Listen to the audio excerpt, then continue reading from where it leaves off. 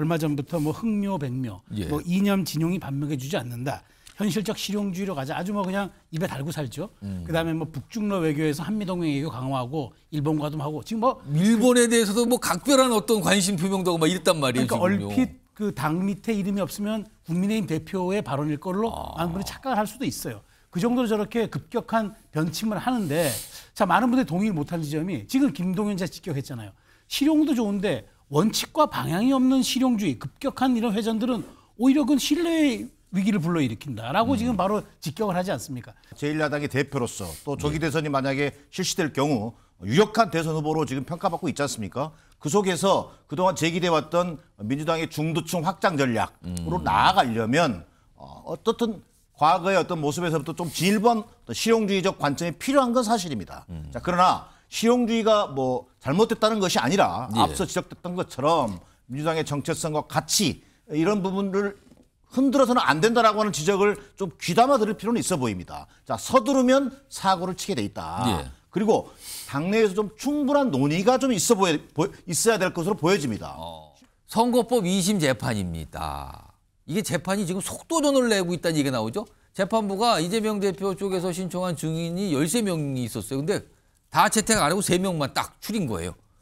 그러면은 3명만 딱 보고 빨리 갈 거예요. 이런 뜻이잖아요. 그리고 최근에 위헌 심판 제청 신청했는데 이게 지금 당 안팎의 비판에 직면해 있죠. 지금 지적이 많이 나옵니다. 그래서 이것도 좀 생각대로 안 되는 것 같고 일단 첫 번째가 이렇습니다. 자, 그리고요. 최근에 이재명 대표 약간 우클릭하고 있다 이런 평가받았는데 이거에 대해서 당내 반발이 일고 있습니다. 일단 이거는 목소리 들어보죠. 그들이 동의할 경우에 만 예외로 좀 그들이 좀 몰아서 일할 수 있게 해주자. 이걸 왜 안 해주냐라고 하니까 할 말이 없더라고요. 경제도 기업이 살아야 나라 경제가 살잖아요.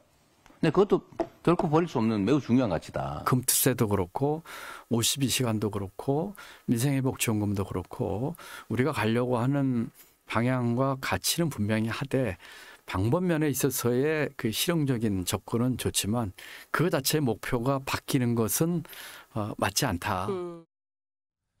이재명 대표 뜻대로 안 되는 게 대표적으로 첫 번째가 이제 선거법 2심 재판 관련된 상황이라고 좀 꼽히고 있는데 또 하나가 있죠. 방금 영상에 들으신 내용인데 화면으로 정리해 보죠. 뜻대로 안 되는 이재명 대표 두 번째가 우클릭 행보입니다. 당 안팎에 반발이 나오고 있어요. 지금 특히 뭐 52시간제, 뭐 상속세 관련 이런 얘기 꺼내놨는데 이거 뭡니까 지금? 뭐 이런 반응인 거예요. 특히 김동연 지사 방금 보셨죠? 이거 시대 잘못 읽은 거예요 지금. 왜 그러세요? 약간 이런 취지의 반응이 나온 겁니다. 최정 평론가. 네. 우클릭이란 뜻은 지지층을 확장하려는 거. 그러니까 중도 쪽으로 뭔가 더 넓히려는 건데 이러다가 전통적인 지지층, 당내 반발만 불러오는 거 아니에요? 또 이런 상황입니까? 이거 어떻게 봐야 됩니까? 저는 지금 그런 상황에 처했다고 봐요. 그러니까 이재명 대표가 얼마 전부터 뭐 흥묘, 백묘, 예. 뭐 이념, 진용이 반목해주지 않는다. 현실적 실용주의로 가자. 아주 뭐 그냥 입에 달고 살죠.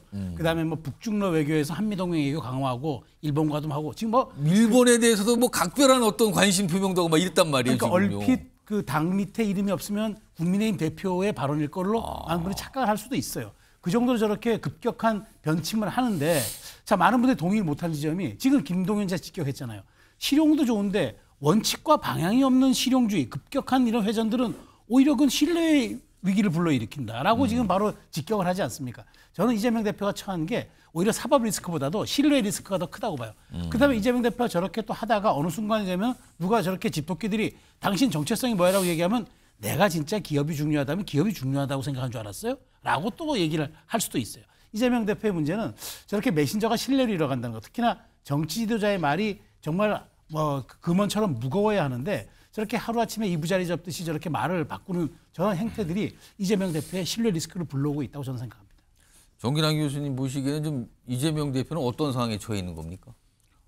마음이 급할 수 있죠. 뭐 이를테면 사실상 그 이재명 대표가 제1야당의 대표로서 또 조기 대선이 만약에 실시될 경우 유력한 대선 후보로 지금 평가받고 있지 않습니까? 그 속에서 그동안 제기돼왔던 민주당의 중도층 확장 전략으로 나아가려면 어떻든 과거의 어떤 모습에서부터 좀 진일보한 실용주의적 관점이 필요한 건 사실입니다. 자, 그러나 실용주의가 뭐 잘못됐다는 것이 아니라 예. 앞서 지적됐던 것처럼 민주당의 정체성과 가치 이런 부분을 흔들어서는 안 된다라고 하는 지적을 좀 귀담아 들을 필요는 있어 보입니다. 자, 서두르면 사고를 치게 돼 있다. 예. 그리고 당내에서 좀 충분한 논의가 좀 있어야 될 것으로 보여집니다.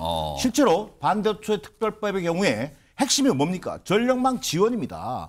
그런데 불구하고 이것이 주 52시간 노동시간 완화 문제로 뒤바뀌는 것은 예. 좀 주객이 전도된 느낌이 있습니다. 뭐 이런 것과 관련해서 지난해에도 뭐 금투세 폐지라든가 가상자산 과세 유예 조치 등을 통해 가지고 사실 논란이 많았거든요. 예.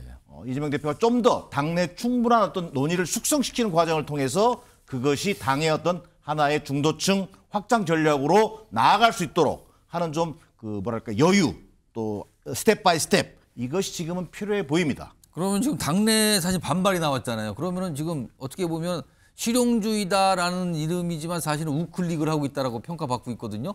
그러면 약간 멈출까요? 그냥 더 이상 주장을 안 하고 그런 얘기를 안 할까요? 아예 그럼? 뭐 그것은 당내 역학관계에 관련 있다고 보여집니다. 이를테면 대선 후보 경선이 만약에 본격적인 대선 체제가 시작되면 예. 또는 격화될 가능성이 있어 보입니다. 그러나 지금 현재 시점에서는 어쨌든 이 탄핵의 완성에 집중해야 되고 당이 섣불리 어떤 정책 논란에 뛰어드는 것에 대해서 우려가 있기 때문에 예. 당분간은 뭐 당내 분란으로 화되진 않겠지만 뭐 잠복돼 있는 상황으로 보여지는 것이 맞습니다. 자, 이런 상황에서 두 가지 뜻대로 안 되는 약간 전 이 선거법 위반 혐의 재판 2심 그리고 뭔가 좀 정책 노선을 좀 바꾸려 보는데 당내에서 이렇게 반발이 나오는 상황. 이게 생각대로 안 된다고 볼 수 있는데 이런 가운데 비명계 어떤 뭐랄까요? 표현을 주자라고 할까요? 약간 좀 묵직한 이 무게를 가진 정치인들이 이재명 대표를 향한 압박을 계속하고 있어요. 화면을 정리해 보죠. 여기 보면 비명계 압박 이렇게 돼 있는데 이 김경수 전 경남지사가 굉장히 요새 강하게 얘기했죠. 민주당 폼, 이게 품을 넓혀야 된다.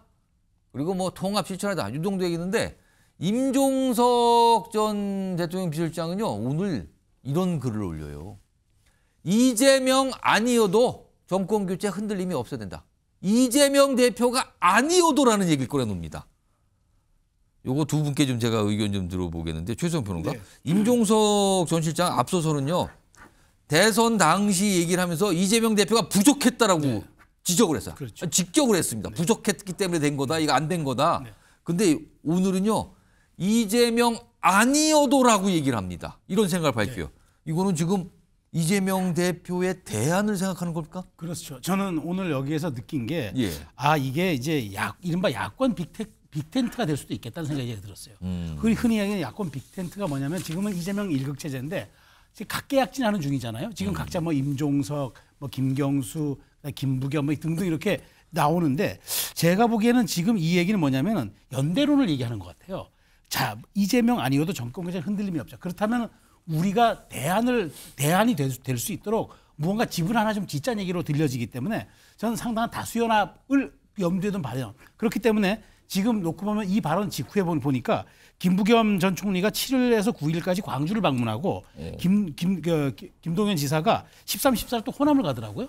그다음에 이낙연, 김두관도 10일, 11일 호남을 가고. 그러니까 이런 식의 말하자면 적통성 경쟁도 불을 붙임으로써 저는 임종석이 쏘아올린 이 발언 자체는 이른바 야권 다수연합 빅텐트론을 얘기한 게 아닌가 싶어서 예. 이재명에 대항하는 우리가 일종의 연대 전선을 구축하고 연합 세력을 구축하자라는 저는 시그널을 쏘아올린 거로 생각합니다. 정기란 교수님은 이재명이 아니어도라는 이 표현은 이거 어떻게 봐야 됩니까? 얼마든지 할 수 있는 거 아니겠습니까? 공당에서 당의 어떤 역동성을 생각한다면 이재명 대표 뭐 이러면 추대 이렇게 갈 수 있는 건 아니지 않습니까? 2017년 대선에서 문재인 대통령 후보가요. 이른바 친문 세력의 대표 주자였었는데 예. 안희정, 이재명이라고 하는 두 명의 유력한 대선 후보가 있었기 때문에 당내 경선 자체가 역동적으로 갔던 측면이 분명히 있어 보입니다. 그런 면에서 본다면 지금 김경수 전 지사나 임종석 전 비서실장 입장에서는 뭔가 이 당의 역동성을 살려내기 위한 일종의 불씨 역할을 자임하고 있는 것 아니냐.